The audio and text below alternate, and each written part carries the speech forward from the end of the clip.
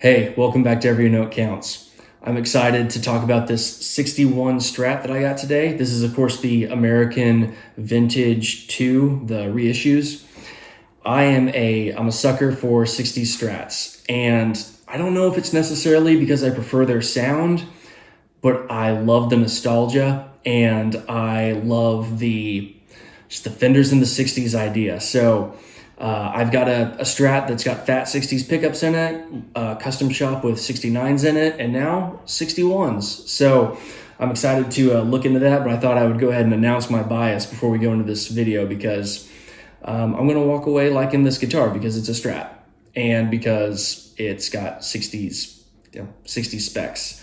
So look forward to sharing that with you while we're looking at the 61 Stratocaster. If a comparison video would interest you between the 61 and the Made in Mexico Stratocaster, and then also a custom shop, let me know. The Made in Mexico Strat has custom shop pickups in it, fat 60s, but it is closer in price. The Made in Mexico Strat is closer in price to the 61 Strat than the 61 Strat is to the custom shop.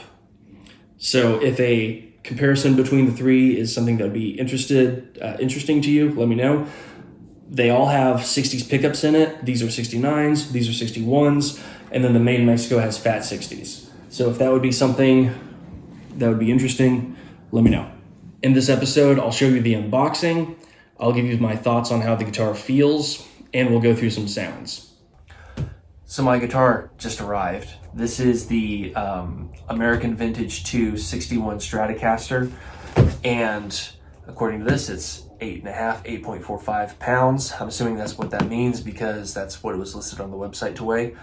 And hopefully it's good and in working order because it's got a sign that says QC approval on it. So never seen that before, but excited to open this up and see what it looks like.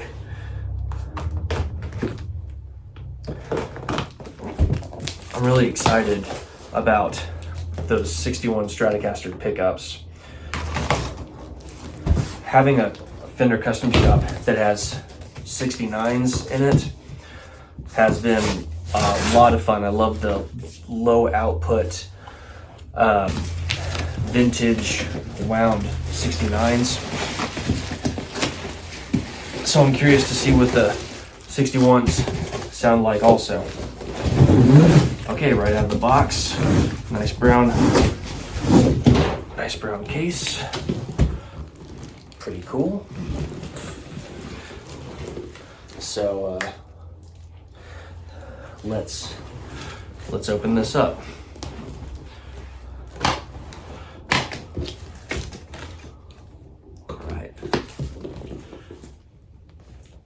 Oh, wow, that's pretty. That is pretty. Okay, so before I show you this, something that is worth noting, if you watch all the videos on YouTube and you look at the various websites that are selling these, the rosewood fingerboards are regular, just dark wood.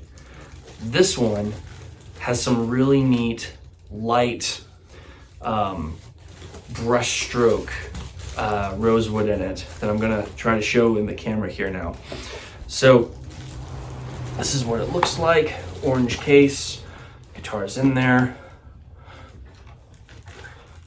Ended up looking pretty good. I've got the camera flipped to where I can see what you see, and it's coming off more orangey yellow than what it is in real life. That's a unique pick guard too, the mint and white combo. But if you look close at that wood, I love that swirl swoosh that it has. Might have to take some pictures, but I really like that swirl swoosh of lighter rosewood in the neck. So right off the bat, I can definitely feel that's lacquer. That's nitro is what I mean, nitro. Neck has a good girth. Okay, and I will talk some more later about how it all compares to some other stuff that I'm familiar with, and might even make a video comparing them. There's a mark on the neck right there that just, I don't know what that is. It's a slight discoloration. And it hides in the, I don't know what that has to do with in regards to the painting, finishing, buffering process, but it almost hides within the shadows of the light, which is not a problem for me. I don't care about that. This thing is going to get nicked and dinged. I just want it to play well and the action to be reasonable after a setup. So, looking great. Looking forward to telling you more about it. I'm going to take a minute to talk about guitar necks real quick. I play in the thumb over Jimi Hendrix style, and so I really appreciate a rolled fretboard edge where the guitar neck meets the fretboard. If that thing is pointy, it's digging into my hand the whole time I'm playing, and it's very uncomfortable.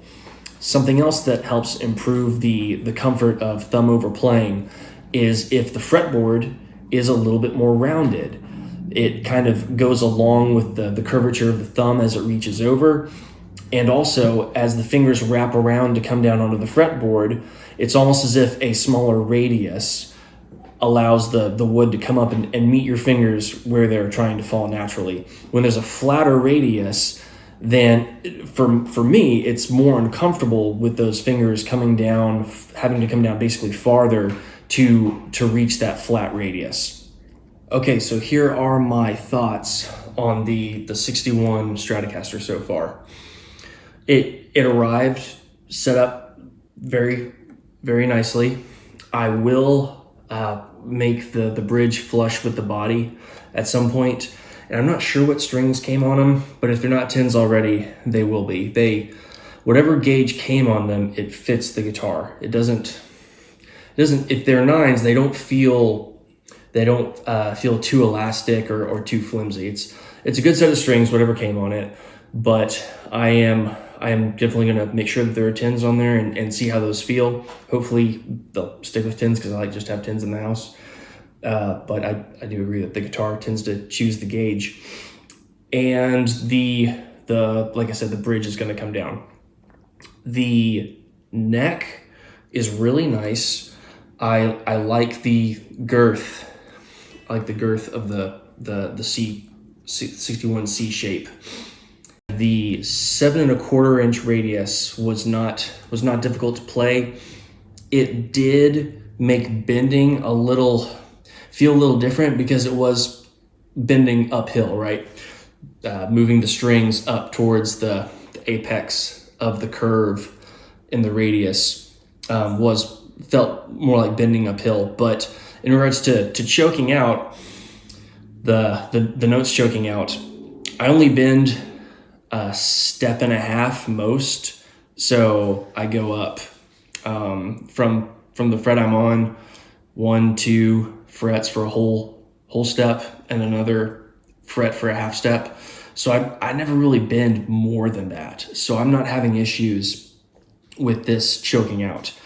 It did choke out when I bent the high E string all the way to the top of the fretboard's radius. So like almost dead center in the neck, almost dead center between the 12 dots or the fret markers. That's where it choked out. That is not a problem for me, and that's something that I don't care about. The back of the neck, as I'm playing it, I don't know if there's a little bit of residue on it or if the nitro is already coming off, but it's began to feel a little milly. Maybe that's the term for it, where it feels like a little bit of something is clumping together as you run your hand up and down the neck, and that might be the nitro kind of coming off a little bit.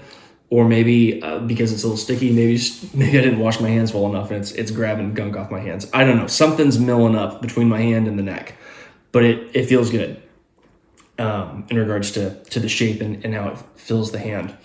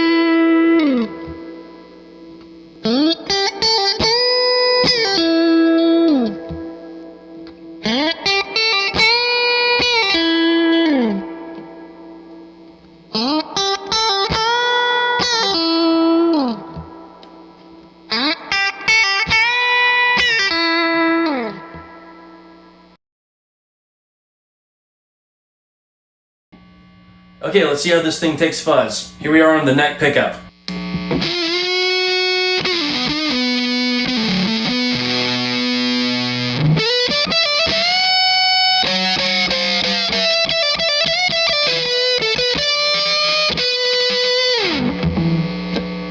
Try and play something similar on the bridge.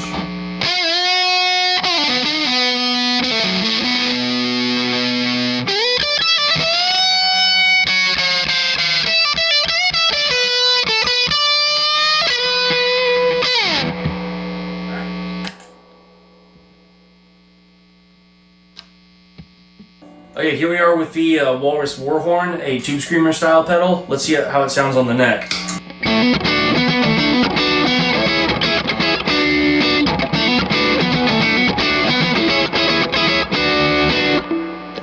Try it on the bridge.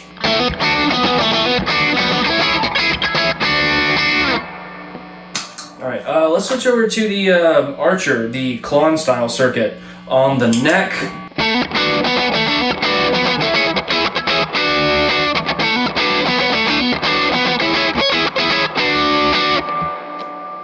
go to the bridge.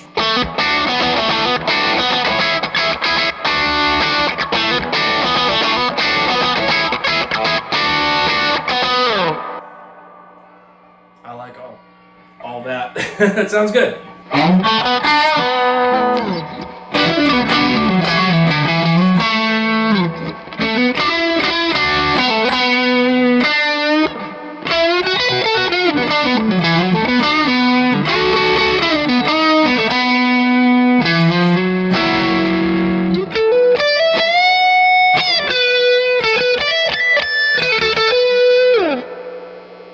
Yeah, I like that.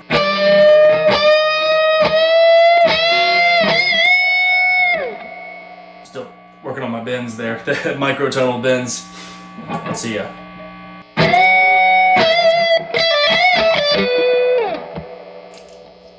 Okay, and here are some of those step and a half bends. I'll go to the fourth position here, neck and middle.